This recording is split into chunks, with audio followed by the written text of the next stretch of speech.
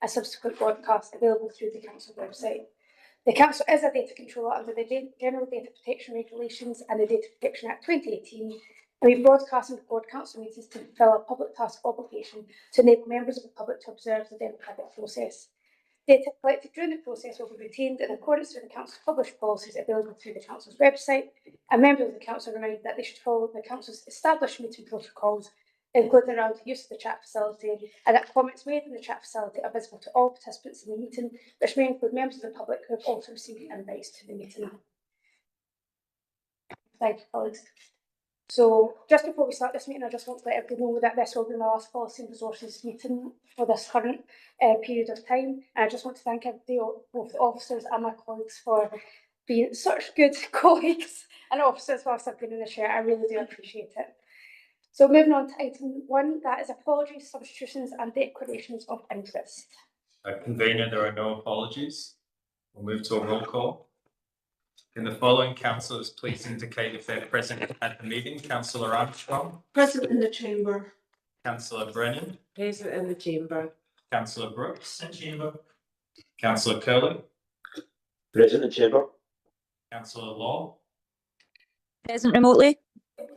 Councillor McCabe. Present in chamber. Councillor McCormick. Present remotely. Councillor Maguire.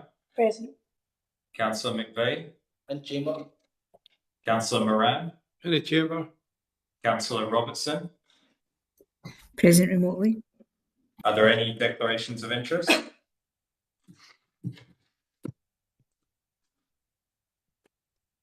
Okay. Thank you, colleagues. So moving on to item number 2, the 24-25 Policy Resources General Fund Revenue Budget. Angela. Thank you, Convener. This is the last report of the General Fund Revenue Budget for period in the year 24-25. To highlight a few areas of the report, the committee budget is projecting an underspend of 365,000, which is a reduction in the underspend reported to the last committee, and you can find details of the variances in the report at section 3.3. The report also includes an update on the general fund position, which is projecting an underspend of 46,000. At appendix 6 of the report, and again that's a reduction in the underspend slightly since the last report to committee.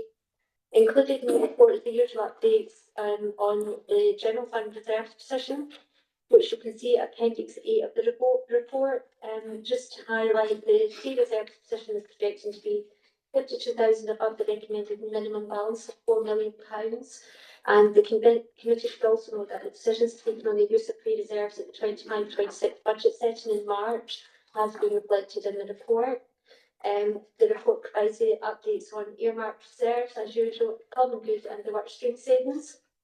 The report doesn't reflect the final outcome position, as the year-end charges are still currently being finalised. In line with previous years, an outturn report will be presented to committee in August, with more detailed service reports presented with the first monitoring reports of 25-26. I'm happy to take any questions. Thank you, Angela. Any questions? No. Moving on to item number 3, the Policy and Resources Capital Budget and Council 24-28 Capital Programme. Matt, I believe, is taking us through that. That's not an intended to be Convener, sorry.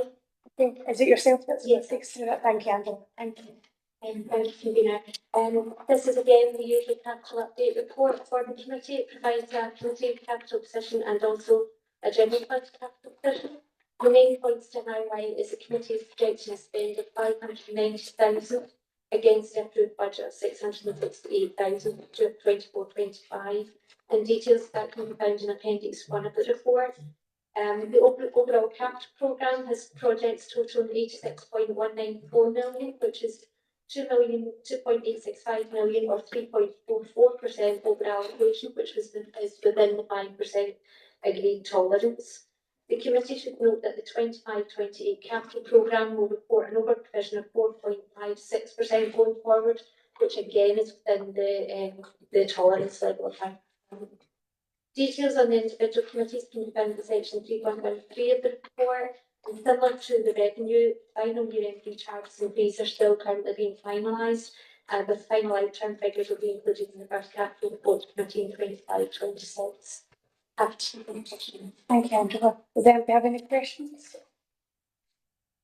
Is committee happy to note the position that we're in? Excellent, thank you. So moving on to item number 4, this is our finance services update, and Angela, I believe that's yourself, so. Thank you, convener. This is a finance service update report, and it covers a number of areas. And you can see the areas that are covered in section 1.3 related to non-domestic rate exempt property relief, the council tax controls, the new e-billing and the performance large uptake in the number of users since that's been introduced.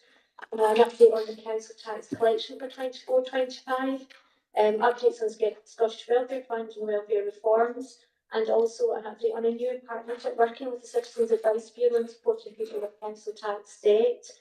There is an update on the triannual actuarial review of the insurance fund, and one point to highlight from that in the report that I'm requesting as part of the finance strategy that will come to full council next month, or this month actually, sorry, that we propose to end the remaining insurance holiday contribution, which will bring us up to outline both contributions. One was ended in the budget decision taken in March, and this will end the final one, but that will be brought in throughout in the finance strategy. We've also given a small update on the FMS replacement and also the 24-25 annual accounts closure. Happy to take any questions, and I've also had Tracy with me today if there's any questions around about revenues. Okay, thank you. Thank you, Angela. Does anybody have any questions on this item? Councillor McCabe. Yeah, I was just going to around the insurance fund review where that case talked about the balance should be 1.9 million as we said across the marks. We've got to get the balance going over 8 million roughly, but we should be increasing the payments into it. Help me through that. Thank you, Peter. Yeah, we begin actually review every 3 years, and currently what they have assessed in the contribution office, there's a lot of projections in it. They're saying the fund balance roughly is 1.9, correct, that's what's in the report. That our contributions to the fund, they're estimating we should be contributing about 700,000 per annum to the fund. We were contributing 350,000 because we've taken 2 holidays for the insurance. We entered one of those from April 25, so that gets a contribution up to 450,000 per year. Ending this one in April 26, we raise those contributions up to 550,000. Obviously, as part of the finance strategy, we do a 6-monthly review on the balances. If we find that those contributions are in excess when we review it again, then we would recommend to reduce that back down again. But at this point, I wouldn't recommend going up to 700,000 contribution for an annual to the annual insurance fund. No, we're not intending to reduce the balance in the fund at this point. Not at this point. We do a 10-year review over it, so hopefully we'll keep that 10-year review going. And if we find that balance was to go in excess, the way to deal with that would be to recommend reductions into the annual insurance fund, as we have done previously. Right, so we'll look at this in around the start of the budget process. Yes, we can do that. Thank you. And I can't see any, oh sorry, Councillor Curley. Councillor Moran first, then Councillor Curley. Councillor Moran, you got a question? Aye, so on 3.18, the Citizens Advice support people with council tax debt. The Scottish Government has announced a £2 million fund for Citizens Advice Bureau, and it said that we agreed to collaborate with East Devonshire Citizens Advice to see if we bring in additional money. Can you maybe highlight what the collaboration is and how it takes place? Angela? Thank you, Peter. Can I pass that on to Tracy, Chair? Yep. Tracy, would you be able to give Councillor Moran an answer, please? Certainly. Thanks, convener.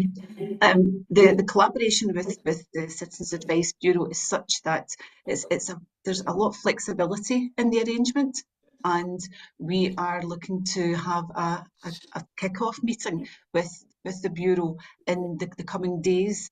It will really be for the Council and HSCP officers to consider the best fit in Inverclyde for the Citizens Advice Bureau service. So really to collaborate with our existing provision in Inverclyde and to look to see how that can be enhanced with the additional resource that the Citizens Advice Bureau can bring.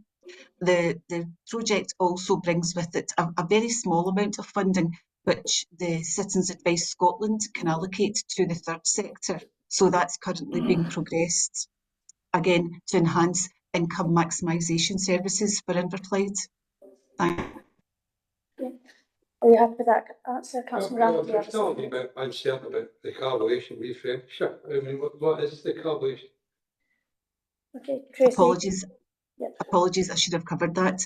The collaboration with East Renfrewshire Citizens Advice Bureau is because the Bureau is really a Bureau which is close to Inverclyde. Obviously, we don't have a Bureau within Inverclyde, and so the Bureau already has services, our outreach services provided within our area.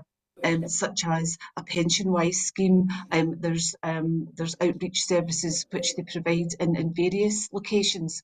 So the Bureau staff itself, but the staff and complement won't increase for this particular project, but it will be an additional service that they will provide.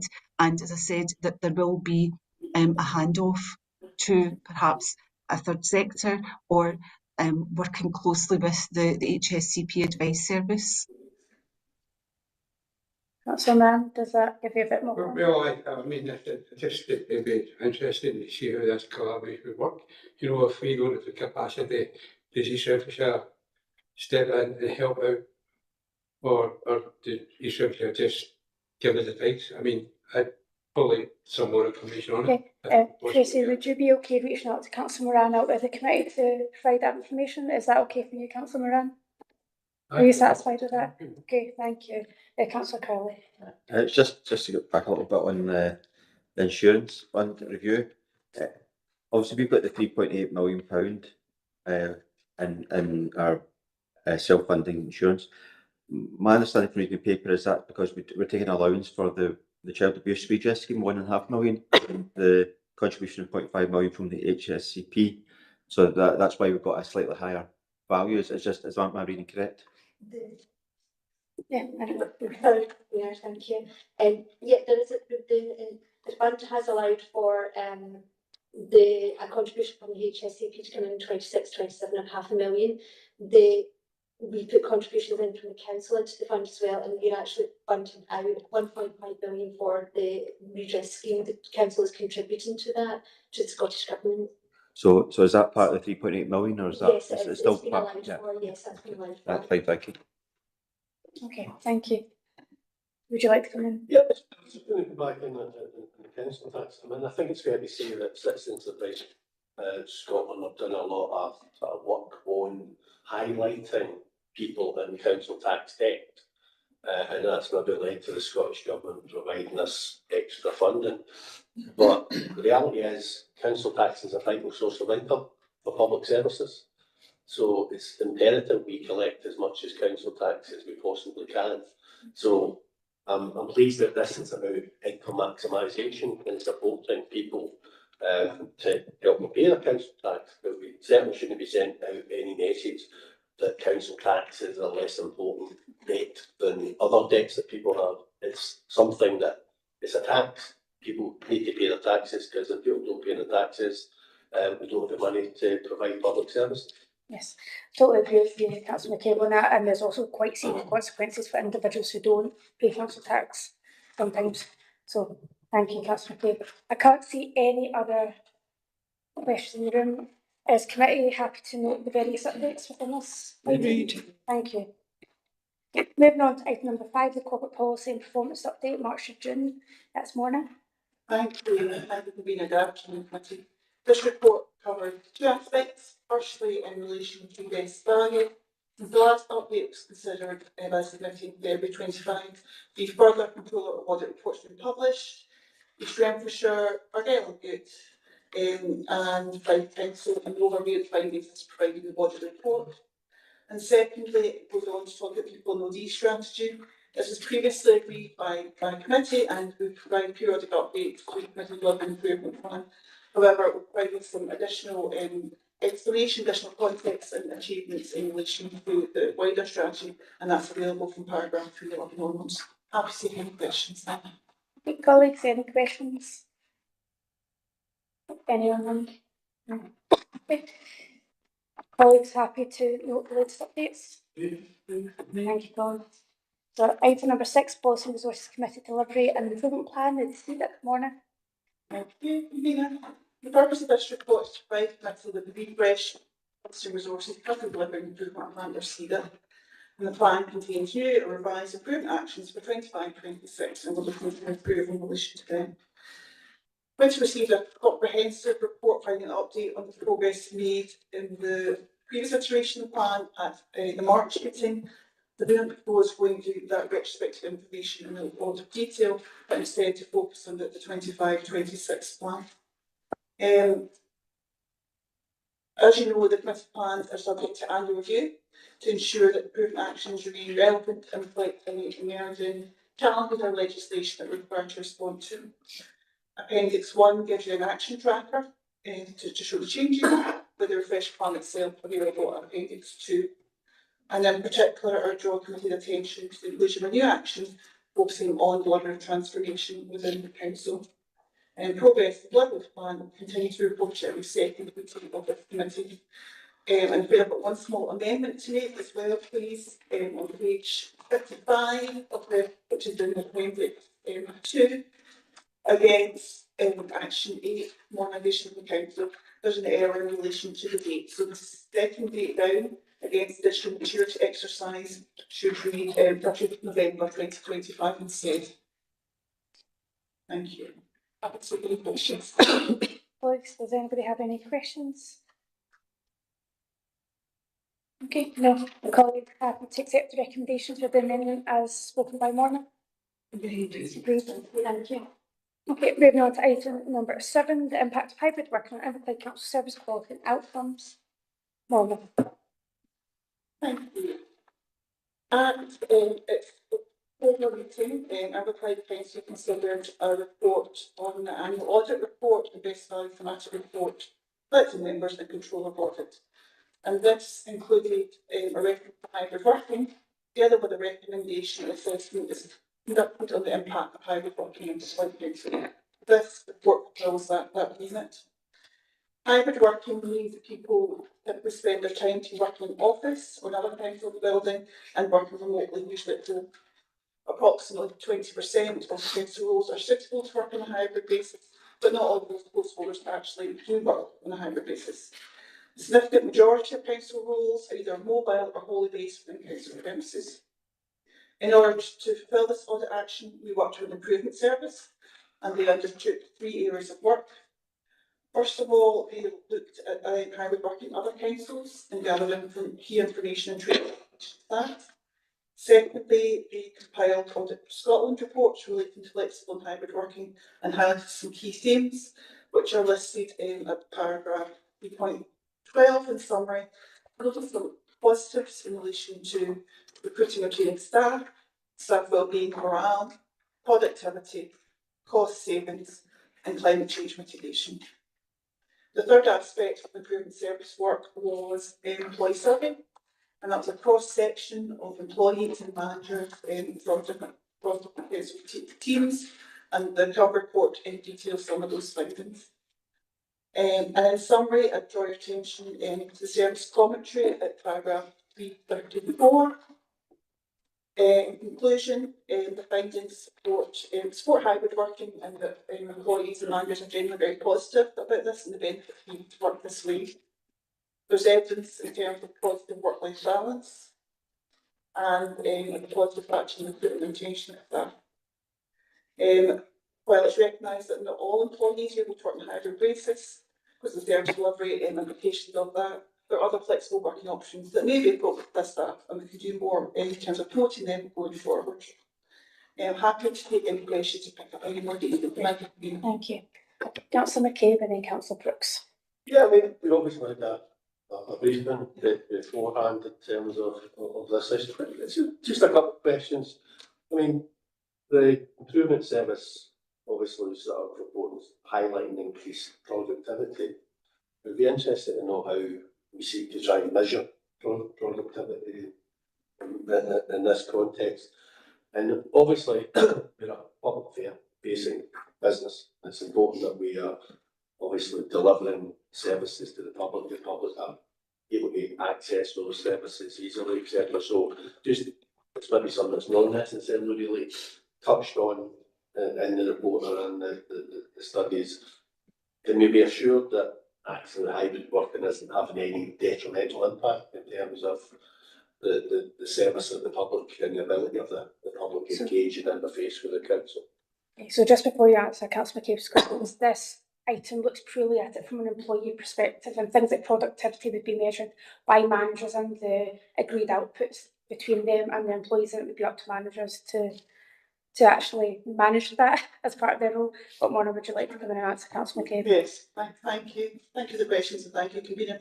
Yes, so in terms of productivity, there's obviously no perfect measure that we can directly attribute to people working in the office, working from home, working on a hybrid basis. So obviously, the range of work the council undertakes and the range of performance measures that we gather, and also a number of other changes in working life, it's really hard to attribute one basket of indicators in terms of hybrid working. There's another report on this meeting agenda in relation to a local government benchmarking framework, which does helpfully give us a comparison in terms of our performance against other local authorities. So that's one tool we might look to in terms of understanding how the council is performing amongst other councils that work on a similar basis. Second, as the convener said, this is also looking at it from one particular perspective in terms of improvement services, national take, and employees and team leaders. And we didn't ask the public what they thought about hybrid working. We are due to re-tender for our citizens panel, so that's something we can look at back up going forward in terms of their experience, customer experience of working with the council, interacting with the council. Really say, anecdotally, I'm not aware of any detrimental impact. I mean, I don't think we've just done opening hours or whatever, and I've certainly not anecdotally getting any complaints that when I phone the council, I can't speak, etc. But I think it is an important perspective that we have to take on board, that we're not here just to provide jobs. We want to provide good quality jobs and want people who are able to deliver good quality services, but with a public facing organisation. And that's why obviously quite a lot of the jobs we have are suitable for home work, might be suitable for more flexible working, but it's certainly suitable for home working. But it is a perspective that we obviously need to look at when we look at this in the round. Thank you. Stuart, do you want to come in? Thank you, convener. Councillor McCabe's office has already been highlighted 80% of the workforce doesn't have access to hybrid working, and certainly from my perspective, the opportunity for hybrid working doesn't have a detrimental effect on the services that are provided to the public. And if there were any detrimental impact, that would be managed through funds related to activity planning, through the opportunity to have hybrid working as an option for us. Are you okay with that, Councillor? Yeah. Okay. Thank you, Councillor. No, that's fair. You were milliseconds apart, just saying. Councillor Brooks. Thanks very much, convener. 3.12 highlights the positive aspects of it, and there are many positive aspects. The second bullet point does obviously ask me, raises a question, supporting climate change mitigation for the council's carbon emissions. Now, I understand it is a bit by the councils. If we have 800 people working from home, they have a heating on, we don't have a heating on, the whole story might be a different one. But from the council point of view, I can understand that to an extent. But just how are we saving it? It talks about heating and energy. Are we switching off more heaters in the council estate as a result of 800 people working from home? That would be a very good question. I suspect to know the answer, but which officer would like to answer that question? Sure. Convener. Councillor Brooks, obviously it's part of our rationalisation strategy, how we can rationalise our footprint, our carbon footprint, and as a result of hybrid working, there are less desk spaces needed. So, for example, the rationalisation of the new building in the council's chambers means that we are literally going to be turning off the heating in that building because we're demolishing. The other aspect is that there's less travel, and whilst that's not a direct impact on the council's carbon mitigation, it is on the country's carbon mitigation. So people not getting in cars or using public transport does have a reduction. And then the heating of a home has a contrary. Sure. If the heating is going on, Yes, I would say that it's a bit easier to manage your own heating at home, so you might find an office too hot or you might find it too cold. So I think it swings around to us with that one. Are you happy with that, Councillor Brooks? Yeah, thank you. Thank you. Councillor Moran? Thanks, Sabina. I'm certainly coming from a different angle. I mean, I do think hybrid working works, but my concern is for the individuals concerned how much of a process analysis is done for the people working from home. You know, as a risk assessment done to people working from home. And I can give you an example of a friend of mine whose son-in-law works from home. One day a week, has to get in the office. He's gained 2 stone. So much so that we're worried about himself being stuck in front of a monitor most days. That they've purchased a dog and to make sure that at least an hour a day he gets out and walks the dog for his own health. So what steps are we taking to protect our staff from it might be sitting at a desk all day, their eyesight, you know, it could be their neck, it could be gaining weight. What steps are we taking to make sure they are given the real health and safety issues are taken care of when they're working from home? Councillor Moran, just before I bring on more, I know for myself, if my job involves sitting at a screen in an office, I'm going to be sitting at a screen at home. So I think you'd be still spending that same amount of time sitting at a screen. The only time that you'd get that extra exercise would be potentially the commute. Just thinking off the top of my head there. But I'll let Morna answer that from an actual council perspective. Thank you for the question. To you, Convener. So I suppose that there's various points to pick up in relation to that. Similar to office-based employees, the responsibilities to do your DSC assessment in terms of display equipment assessment from a health and safety perspective, your chair certificate, etc. So there's no difference in terms of someone working from home, it's still got the same responsibility. And that's something that should be picked up between the employee and manager to make sure the physical work environment is as safe as it is at home as it would be in the office. We also provide a wide range of kind of health and wellbeing support to all employees, whether they're working from home or whether they're in the office. And again, we expect managers to manage their employees, understand their employees, work with employees and maybe identify whether there's particular issues or challenges in terms of someone being at home most of the week. There's flexibility in terms of the number of days people work, that's agreed with our managers, so we're not prescribing that people have to be at home X number of days. It's better for general well-being to come into the office to facilitate that too. So there's a range of things we can do to address those kind of issues. Yeah, how do you think, you know, maybe there should be a spreadsheet highlighting the dangers of working at home and how they should have any health issues going forward? So there is a sheet they can issue to them. Aye. Well, we don't have that all in one place in terms of the dangers of working from home. It's not, I suppose, it's not branded in that way. And actually, I would say through our survey, people are generally positive about how positive well-being in relation to flexibility in terms of working practice. That's not to say there aren't individuals that are struggling, we could do more to support them, but certainly in terms of improvement actions, we are looking, we update our flexible working policy and procedures to provide more guidance and support to employees and managers more generally. So it's a thing we can pick up. Yeah, I'd like to see something in a hard copy where they can take off what they're doing, so we know they're looking after themselves, because at the end of the day we don't if they're sitting in the house. Certainly we have that through the DSC checklist aspect in terms of those health and safety aspects, but we can look at what else we can cover going forward. I think we need to balance a fine line here because ultimately employee health and wellbeing, it's the health and wellbeing elements that we can manage as an employer. And if there is any employees like the individual that you were talking about that is struggling as a result of working from home, I'm sure that their managers would be more than willing to pick up with them a conversation around that. I think as well there's sometimes the opposite end of it where people are able to go to the gym and things because they don't have that commuting time and things. So I think that there is definitely a resource out there. Maybe there's a better way of signposting them. I don't know if we could maybe look at that, of making sure that managers are signpost employees to the resources, so individuals like the one that you mentioned, Robert, can have a look at that. Well, before Farmer Harford are issued with a document to what to do, they're on signposting. Right, okay. I think that would be quite difficult, Councillor Moran.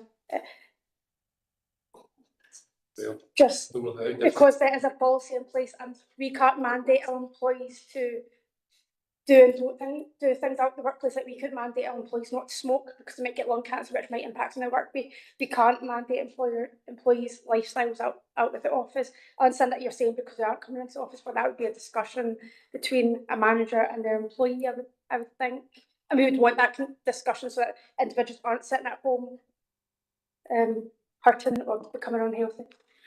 I suppose just to reinforce what we just kind of outlined, Convener, in terms of the extent of our responsibility as an employer. So obviously, yes, we do have a care for our employees, but that is not for the totality of their health and well-being. So we can provide, safe working practices, policies, procedures, supportive working practices, and access to resources. But beyond that, we will be looking at. Okay, are you wanting to come in this point? I think it is a simple matter and some sort of document good practice if you're working from home. Just a few points. Okay. I believe that as a resource we already have in terms of the package, but I can double check and make sure it's up to date as well. I'm happy to do that. I'm pretty sure there is a resource for that. I think I've seen that on the online. Okay, thank you, Councillor Kirby. Yeah, it's just maybe pick up a little aspect of Robert's point. I noticed later on we're talking about the benchmarking and the key performance indicators, things like that. It mentions RIDDOR, and obviously the number of RIDDOR accidents have increased. I'm just wondering, and it's probably whether or not to ask it there or ask it here, but I think because Robert raised this about health and safety, have we noticed an increase in respect of accidents happening at work in the home? Has that been picked up in RIDDOR as people having accidents at home? Even look at the situation where, if you're in the office and you tripped over something, that would be in RIDDOR, that would be a thing. If it happened when you're at work and you're in home, is that picked up as well? To be honest, I don't know 100%. I can probably check that and take that away. I'll be hazarding a guess, so no, I'm not going to answer that in terms of just now because I would prefer to take that away and get a bit more detail in relation to that in terms of extent that coverage. Yeah, it was just an interesting touching point with Robert. That, if you've got health and safety, if you're in the office and you have an accident, it's covered. Just how we were covering that with home working as well. Okay, are you happy if Mona comes back? Yeah, no, that's fine. Thank you very much. Okay, Councillor McCabe. Oh, sorry, I was. All right, Lex. Okay. Any other questions, colleagues? No. Thank you. That was a very interesting debate. So thank you for contributing. Is everybody happy with the recommendations? Agreed. Perfect. Thank you. Okay, moving on to item number 8, the Chief Financial Officer recruitment. And I believe Mona's going to cover this and then Stuart will pop in at some point. Thank you, Convener. Following the intimation of the retirement of Chief Financial Officer, recruitment can progress. However, following interview appointment has been made, but fortunately, with interim Chief Financial Officer indicating that permanent appointment. There has been consideration of various options in terms of how we can secure permanent coverage of this key role. And we're proposing to committee that we add a market supplement to this post. You'll see at paragraph 3.2, the elements of market supplement are outlined. The current salary for Chief Financial Officer is just under 105k, and benchmarking has been undertaken with other local authorities. And based on this research, this proposed market supplement is added to the post, which should increase it to 113k, and that's inclusive of this allowances in place for being statutory role. This would bring it closer to other salaries for similar posts, and with the aim of making it more attractive to potential applicants. And following approval of this, we would undertake a further recruitment exercise using an appropriate recruitment agency to support this work. Thank you. Thank you, Mona. Anyone wants to come and say anything before I open it to questions? Please come in. Just by way of clarity here, the market supplement will not go to the post, it will go to the post holder, and because we recognise that we have other statutory officers within the senior officer GOA, and it would be unfair in them where they offer to the post.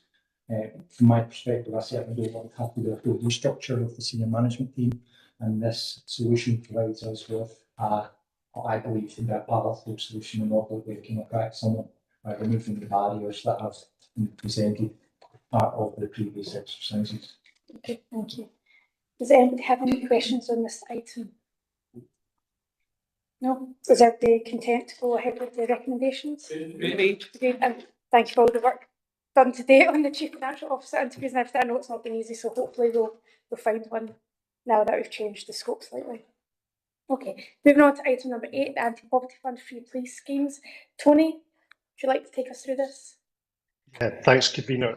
So this report is requesting funding from the Council's anti-poverty budget to make sure free place schemes is extended from 2025 to 27.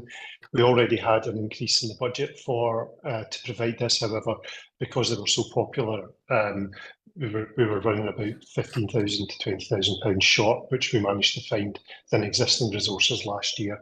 So we're asking committee to approve an allocation of up to £60,000 from the Anti-Poverty Fund to make sure place schemes remain free for families for the next 3 summers. Happy to take any questions.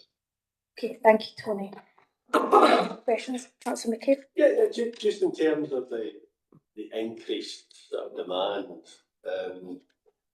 how are we responding to that? Are we sort of keeping the same number of centres and increasing the capacity within centres, or are we potentially looking at having more centres? Tony?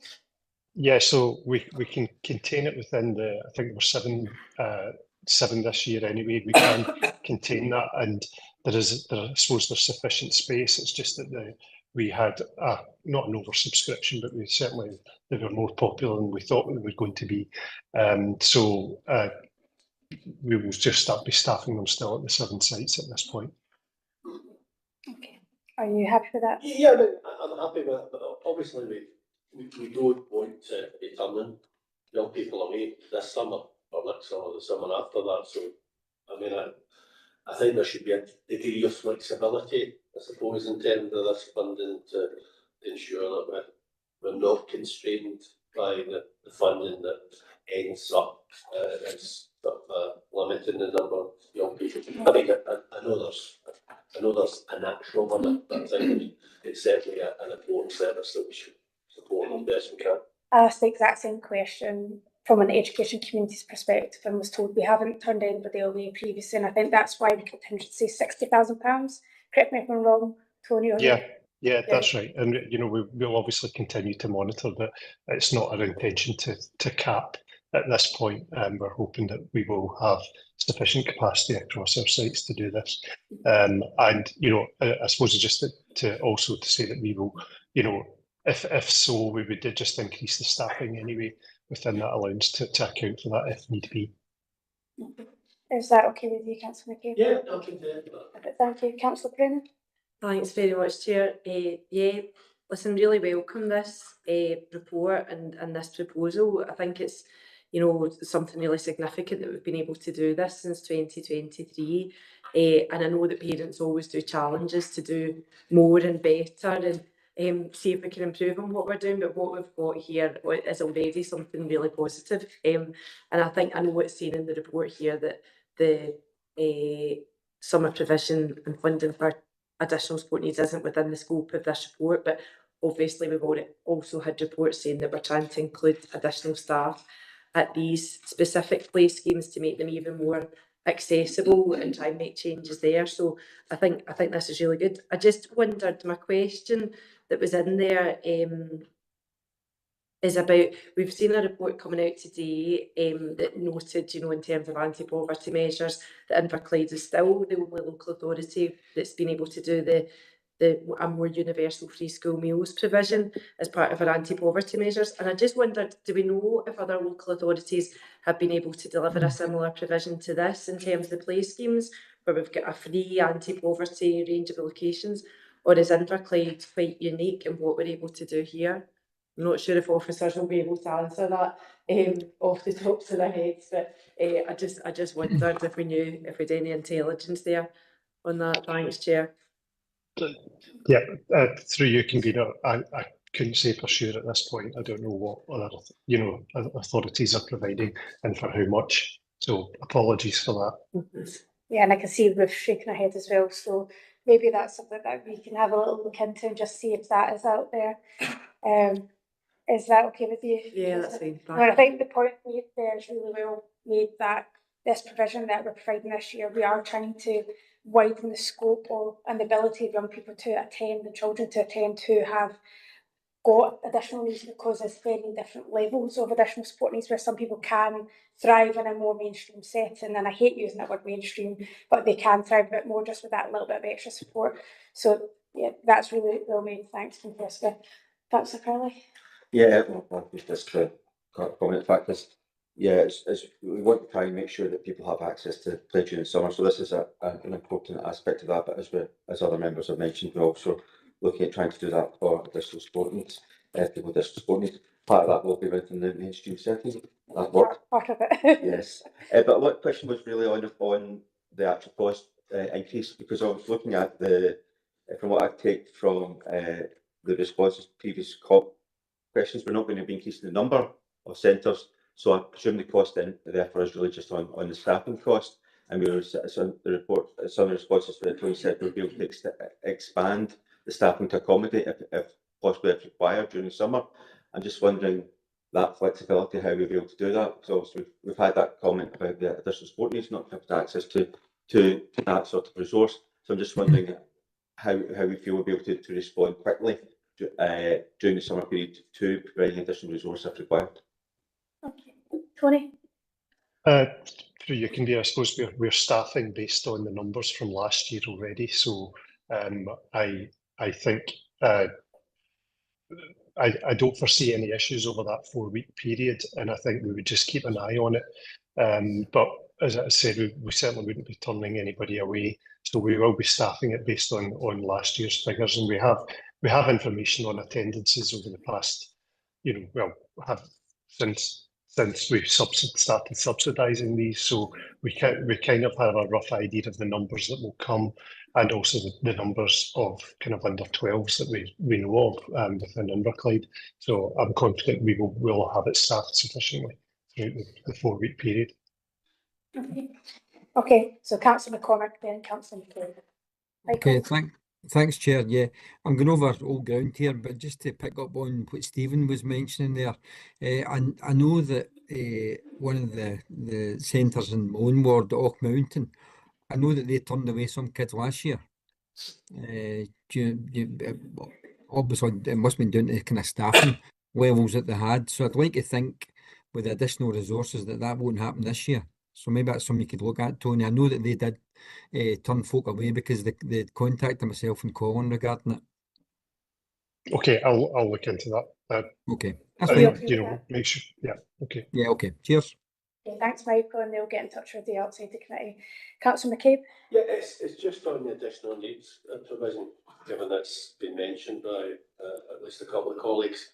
The Scottish Government has allocated £1 million for the 25-26 period. It's got to be spent by the end of March next year. And that's £1 million across Scotland. And the distribution of that has recently been agreed. I don't know, Angela, if you're able to tell us what the likely share of that £1 million is. I'm not sure. I'm not sure how the methodology of that's been transferred out, so something that depends what the distribution methodology is they've chosen. I can find out if you're back to committee. That would be okay. That'd be useful to I mean, I wouldn't have thought it's running into hundreds of thousands, but share like maybe tens of thousands, I would imagine.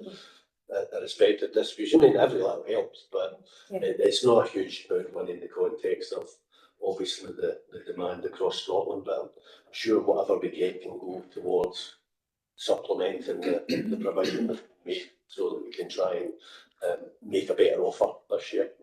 Okay, thank you. Ruth? Yes, just to give the same response that we've spoken to about play schemes which need to be registered for additional support needs. Some of the issues for us is actually attracting staff who have the relative experience. So some of the issues we are facing is not around the budget.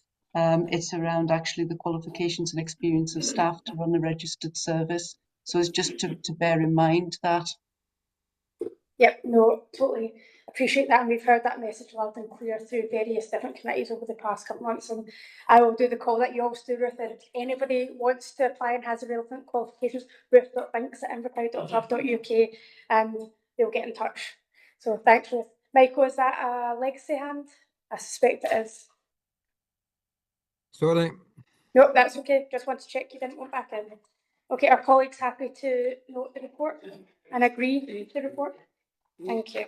Okay, moving on to item number 10, it's the local government benchmarking framework for 23-24. Morning. Thank you.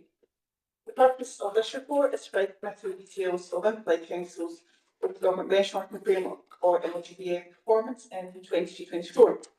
The key messages from the overview report are also summarised for the committee. We have performance data for 94 measures, 59 of them, that's 63% of our performance ranking, was Inverclyde the top half of all councils. In Appendix 1, you will find benchmarking data for the family group and Scottish averages, along with the national ranking. And to highlight, as I stated in paragraph 311, our LGBF performance should be considered in the context of local pressures, which mirror the key national messages in paragraph 370, including the use of financial resources to meet needs of the Asian population. The cost of living crisis disproportionately affecting those in our communities already experiencing high levels of poverty and deprivation and health outcomes that are already poorer than Scottish average prior to the pandemic. Paragraphs 317, 323 highlight the performance changes of note, with the commentary focusing on measures that have not previously been afforded this month. Happy to take questions. Thank you, Convener. Does anybody have any questions? Councillor Robertson. Thanks, Convener. So my question relates to paragraph 3.22. It's also articulated in the table, but it's the measure about unemployed people assisted into work, falling from 35.9% to 24.2%. That just seems like a very, I suppose I'm asking what's getting measured there, because it seems like a very high number. Is it the number of people who are unemployed in the area, or is it the number of people who are going through employability services or whatever? Because it's not a very clear measure. It's how it's written, so I'm not sure what's being measured there. I don't have the metadata in front of me in terms of the criteria for that is used for the framework, so I'm happy to share that with you. Yes. Okay, are you content with that, Councillor Robertson? And I'll give 2 seconds, Councillor Robertson, sorry. Our Chief Exec wants in. Sure. Do you, Convener, like I said, Councillor Robertson, it's unemployed people assisted into work, so it's those on programmes who are able to then move into work. And I just draw the committee's attention to the fact that over the course of the last 18 months, 2 years, Inverclyde has lost 1,300 jobs, so the job opportunities for people who are unemployed or on our programmes, the opportunities for them has decreased significantly. Okay. Councillor Robertson, are you? Yeah. So I'm struggling to hear a tiny little bit. So are we saying then that it's of the people who engage with our programmes, a quarter of them are moving into work? Yes.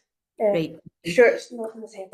Okay, because I think if it was, because there's a bit here where it looks like it's a quarter of people who are unemployed, and that would be something to absolutely, celebrate, shout and ball and hold parties for, and I don't think that is it. No, unfortunately not. Okay, thank you, Councillor Robertson. I didn't see who had the light on first, so Okay, I'll Councillor Curling, I'll let you go first then. I appreciate that there's obviously a lag in preparing these reports, but I note on page 96 that the percentage of children living in poverty, it says it will be published in July 2025, but I noted in my email, I think this morning, that it's a press release from Inverclyde Council noting a different number. I was wondering if it's possible to get the metadata provided for that number, just for clarification purposes. Yeah, is that okay? Councillor Armstrong and then Councillor McCabe. Thanks, convener.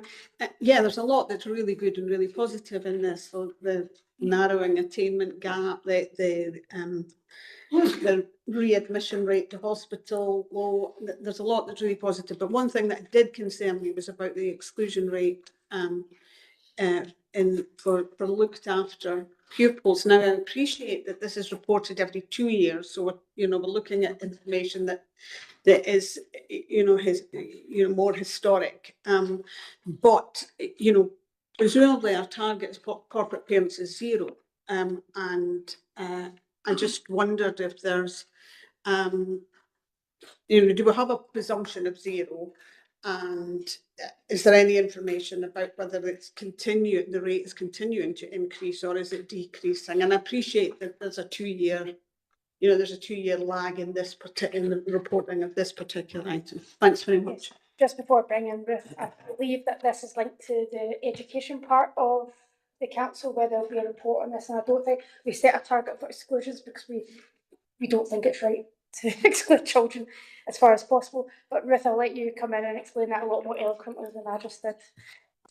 Yes, if any head teacher excludes a child, it should be as a very, very last resort, and there are legal premises upon which an exclusion takes place. And you'll have heard me speak before about the fact I do not set a target against that. You're absolutely right, Councillor Armstrong. The golden mark here would be absolutely 0% for every child, not just looked after. But what we head teachers do need to exclude if there is an issue of safety or there is absolutely no other choice. But you raise a pertinent point, because actually where we are for our exclusion rate when comparing against national for looked after children is not where we would want to be. And there's an awful lot of work being put in through the virtual school and through the work that the different provisions are doing to stop it coming to the point where a child would need to be excluded. So actually it's the work prior to a child becoming excluded that should make the difference, and hopefully we will. The idea is to try and reduce those exclusions, especially around children who have care experienced or looked after, and also children with additional support needs as well. Okay, thanks very much. Can I just say, I think it would be useful to have the exclusion rate in the total school population, so it's, so a comparison could be made there as well. I mean, I appreciate that may not have to be reported on in here, but for our own information, I think it would be useful to know. Yeah. Thanks very much. No problem. Ruth, is that information available in the education papers when we have similar results? Well, I don't want to say Yes. result, but similar statistics there. Yes, Okay. that's available. Okay, thank you. Councillor McCabe? Yeah, not so much a question, but a comment. I mean, I think we are still doing relatively well in comparison to our sister councils. But I think as the report highlights, the sort of improvement progress is slowing across the country, and that can't be any surprise given the issues that are highlighted there. Like obviously the funding pressures and growing demand and the ongoing workforce pressures we've got in a lot of areas as well. So there is a real challenge here for us to be able to sustain the quality of the services we're providing. And delivering high quality public services is one of the priorities of the Scottish Government, indeed as set out in the programme for government, one of the priorities of the First Minister. But you can only deliver high quality public services if you've got the resources to do it. And that my concern is, linking back to the funding challenges we've been discussing earlier in the agenda, that the ongoing real terms reductions in our funding is only going to move, unfortunately, as in one direction. Thank you for your comments there, Councillor McCabe. Anybody else want to come in? I can't see any lights. Are colleagues happy to note the report? Item number 11, the neonatal care leave and pay. Morning. Thank you, convener. This relates to a new piece of legislation which gives entitlement, which is additional to existing parental leave provisions and applies where a baby is in need of care. We will, of course, make the statutory entitlement available to all employees, but we're also proposing enhancements, which is outlined in paragraph 310, and that this will be a day one right from a day one of employment, as opposed to having to wait for a period of service, and would also apply whatever the learning level of the employee earns. Thank you. Thank you, Mark. And I know that I think it's right that we offer this from day one, because when a child is being born and the unthinkable happens, it's already a stressful time, never mind worrying about your job. Does anybody have any questions or comments on this policy? No. Everybody content to note and agree? Agreed. Moving on to item number 12, so this was the item referred to earlier on. This is the addition to flexible working policy, and Morna is going to talk us through that. Thank you. As we've already mentioned, during the course of this committee, we have our existing flexible working policy and procedures, which outlines a range of opportunities available to employees. The best value audit, as we know, contained a recommendation in relation to hybrid working, but also had a recommendation that we amend the existing flexible working policy and procedure to provide reference to informal flexible working arrangements. So that's really for short-term ad hoc changes to people's working arrangements, and you'll see in Appendix 1 proposed text to go in policy and the procedures. And that's all the change we plan to make to the policy at this stage. Thank you. Okay, thank you. Does anybody have any questions or comments? No? Happy to agree? Agreed. And item number 14 is the amended, item number 13 is the amended flexible retirement scheme. I was looking at that going, it's not flexible working this time, but amended flexible retirement scheme. And Morna, over to you again. We're a very flexible council, apparently. So the pension fund has expressed flexible retirement to have a reduction in employees' hours or grade and partial full withdrawal of pension benefits while still being able to continue employment. Also, there's criteria around that, employee being aged 25 years or over and has at least 2 years pension membership. We have an existing flexible retirement scheme and we're proposing an amendment to that. There may be a strain on the fund cost where an employee leaves the fund early, as the pension fund will be received with less contributions than expected. And the full cost of early retirement is fully or partially offset by any reductions due on the member benefits. However, where those reductions don't fully offset the early retirement costs, the balance is invoiced to the scheme employer, i.e. Public Council. And there's no option for the employee to pay that directly to the pension fund. There has been a change in terms of the approach to the pension fund from October 24, and therefore we are seeing an increased number of employees applying for flexible retirement that's coming back with a small stream in the fund of under £2,000, 500 to £2,000. So in order for us to continue to use this attractive employee benefit tool, which we feel supports employee retention and succession planning, we're proposing some flexibility. With a stream of fund of up to £2,000 that will initially be paid by the council and thereafter recovered from the employee via payroll, as we do with other payroll deductions. Obviously, the employee would agree to that, and that will be over a maximum period of 24 months. Happy to take questions. Thank you. Thank you for outlining that to us. Anybody got any questions or comments? No, everybody happy to agree? Sorry. Just a question, when it talks about costs in excess of £2,000 cannot be met via this arrangement, what's the implications of that? The implication for that is the employee would be entitled to flexible retirement. Yeah. Okay. Anybody else got any comments or questions? Nope. Everybody happy to get the recommendations? Okay. Item number 14 is the information classification policy update, and Vicky is going to take us through that. Thank you, Convener. So this is the information classification policy for, it's been updated for approval. As many of you will know, information classification is the process of categorising information based on its sensitivity or its importance. And in Inverclyde, we use the official category with official sensitive as a subcategory. The classifications we use still reflect national guidance, and there's no need really for the council to operate at anything other than official. Only minor amendments have been made to the policy as set out at Appendix 1 with the summary of the changes, and the revised and updated policy set out at Appendix 2. There is guidance to the policy as well, which is going to be made available on ICON, and I'm happy to take any questions.